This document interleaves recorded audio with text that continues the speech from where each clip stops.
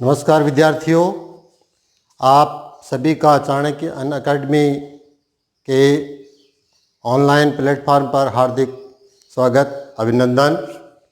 मैं रतनलाल छत्रवाल, वरिष्ठ अध्यापक, राजकीय उच्च माध्यमिक विद्यालय दूधाबेरी और मूल निवासी विराटनगर, जिला जयपुर। पहले वीडियो में अपन ने कोशिका के बारे में पढ़ा था, कोशिका की संरचना के बारे में पढ़ा था और कोशिका से रिलेटिव ही है ये, कोशिका से आगे, यानी कि हमारा जो शरीर का जो मूलभूत इकाई है, यानी कि सबसे छोटी से छोटी इकाई है, उसको कोशिका कहते हैं। और उन कोशिकाओं के आपस में समूह, यानी बहुत सारी कोशिकाएं आपस में जुड़ करके उनको अपन कहेंगे उत्तक। तो उत्तक के बारे में अपन आज अध्ययन करेंगे। उत्तक दो प्रकार के होते हैं, जंतु उत्तक जो जंतुओं में पाए जाते हैं, पादप उत्तक जो पेड़ पौधे में, वनस्पति में पाए जाते हैं। जंतु उत्तक भी चार प्रकार के होते हैं, उपकला उत्तक, संयोजी उत्तक, पेशी उत्तक और तंत्रिका उत्तक। और पादप उत्तक भी मैं आपको इसकी थोड़ी सी भूमिका बता रहा हूँ। पादप उत्तक दो प्रकार के होते हैं, विभज्योतक और स्थायी उत्तक। विभज्योतक में शीर्षस्थ विभज्योतक, अंतर्वेशवी विभज्योतक उत्तक और पार्श्वीय विभज्योतक। ऐसे ही स्थायी उत्तक दो प्रकार के होते हैं, सरल उत्तक, जटिल उत्तक। सरल में भी तीन प्रकार के होते हैं, मृदुत्तक, स्थूलकोण उत्तक और दृढ़ उत्तक। ऐसे ही जटिल उत्तक में जाइलम, फ्लोएम, वाहिकाएं, वाहिनिकाएं और जाइलम भी दो प्रकार के होते हैं, वाहिकाएं, वाहिनिकाएं और जाइलम तंतु और जाइलम मृदुत्तक। ऐसे ही फ्लोएम भी दो प्रकार के होते हैं, चालनी नालिकाएं, सहकोशिकाएं, फ्लोएम, रेशेदार फ्लोएम और फ्लोएम मृदुत्तक। तो ये कुछ प्रकार बताए थे। मैं आज यहाँ पहले से ही चित्र बना करके तैयार कर रखा है, उनके बारे में आपको थोड़ा विस्तार से मैं बताऊंगा। सबसे पहले है पादप उत्तक के बारे में, जंतु उत्तक और पादप उत्तक। तो पादप उत्तक के बारे में थोड़ा सा मैं बता देता हूँ आपको। पादप उत्तक में जो विभज्योतक उत्तक है, यानी कि विभाजन, जैसे कि इसका शब्द से ही है कि ये विभाजन वाली स्थानों पर पाए जाते हैं, जहाँ बढ़ोतरी होती है, जहाँ वृद्धि होती है, वृद्धि क्षेत्रों में पाए जाते हैं। तो अधिकतर पेड़ पौधों की जो ऊपर का जो शीर्ष स्थान होता है, पत्तियों में, टहनियों में, शाखाओं में, उनमें यह शीर्ष विभज्योतक पाया जाता है, जो शीर्ष में पाया जाता है। इसके बाद में जो मध्य में पाया जाता है वो अंतर्वेश में विभज्योतक होता है। और जो आसपास के पार्श्व यानी अगल बगल दोनों साइडों में, जैसे किसी भी पेड़ की मोटाई या कोई भी वनस्पति है उसकी मोटाई बढ़ती है तो वह पार्श्व विभज्योतिक उत्तकों के कारण बढ़ती है। इसके बाद में है स्थायी उत्तक। स्थायी उत्तक में अपन दो प्रकार के लेंगे, एक तो सरल और एक जटिल। सरल उत्तक में मृदुत्तक जो इस प्रकार से गोलाकार संरचना होती है और इसमें जल भरा होता है और इसके जो डॉट डॉट के निशान दे रखे हैं, ये उत्तक बिल्कुल मृदु उत्तक है, जैसे कि कोमल होता है, ये ज़्यादा कठोर नहीं होता है, तो ये मृदु उत्तक। और दूसरा है स्थूल कोण उत्तक, यानी कि इनके जो कोण बने हुए हैं, इन कोणों की पहचान से ही ऐसे उत्तक जो स्थूल होते हैं लेकिन उनके आपस में कोण बने होते हैं, एक दूसरे की कोशिकाएं एक कोण के रूप में आपस में जुड़ करके और उत्तक का निर्माण करते हैं, इसलिए इसको स्थूल कोण उत्तक कहते हैं। इसके बाद में दृढ़ उत्तक, ये ऐसे स्थानों पर पाए जाते हैं जहाँ उसकी दृढ़ता पाई जाती है, कठोरता होती है, तो ये दृढ़ उत्तक हो गए। दृढ़ उत्तक में जहाँ पर पेड़ की जो कठोर शाखा होती है, जहाँ लचीलापन होता है, वहाँ तो स्थूल कोण होते हैं, जो जहाँ कठोर होती है वहाँ पर ये दृढ़ उत्तक पाए जाते हैं। इसके बाद में कुछ उत्तक, अब जैसे जटिल उत्तक है तो जटिल में जाइलम। अब जाइलम में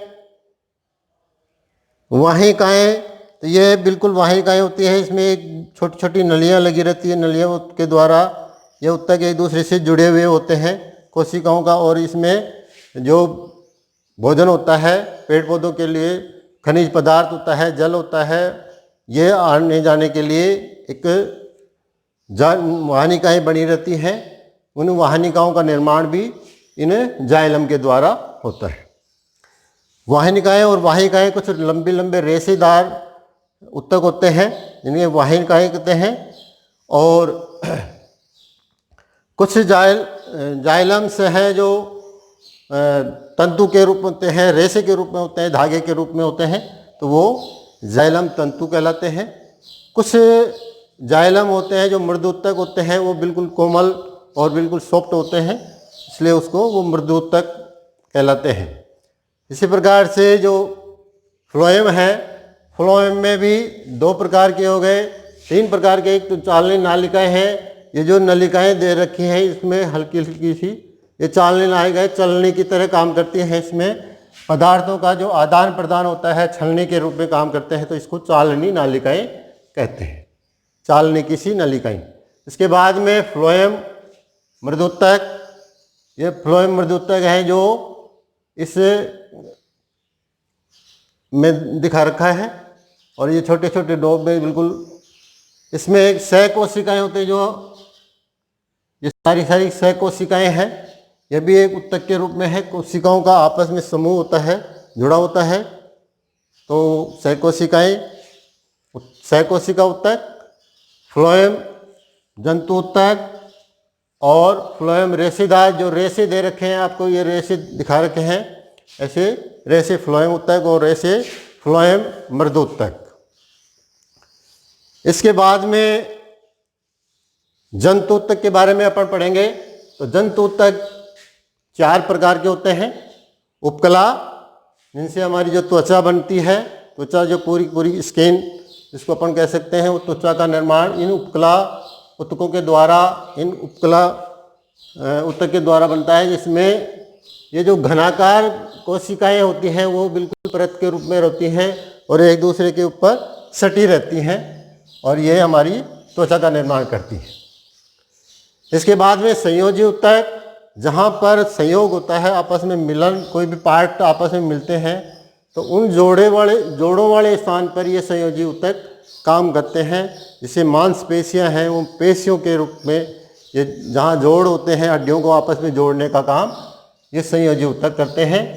ये स्तंभाकार होते हैं, शल्क की कोशिकाएं होती हैं, इनकी जो लंबी कोशिकाएं होती हैं वो स्तंभाकार होती हैं, और कुछ छोटी छोटी पतली पतली सी होती हैं, तो शल्क के रूप में एक दूसरे के ऊपर रहती हैं, तो वो शल्क की कोशिकाएं पाई जाती हैं। ये इस उपकला उत्तक का ही अलग अलग पार्ट है। इसके बाद में पेशी उत्तक है, जो पेशियों में पाया जाता है। तो वो पेशियां भी हैं जो रेखित पेशी हैं, चिकनी पेशी हैं और हृदय पेशी हैं। क्योंकि रेखित पेशी हैं जो रेखित होते हैं, हमेशा रेखा के रूप में होती हैं, और ये कठोर होती हैं। जैसे हमारा जो कंकाल होता है वो रेखीय पेशी उत्तक का बना होता है, जो हड्डियों का जो ढांचा बना होता है वो रेखीय पेशी उत्तकों का बना होता है।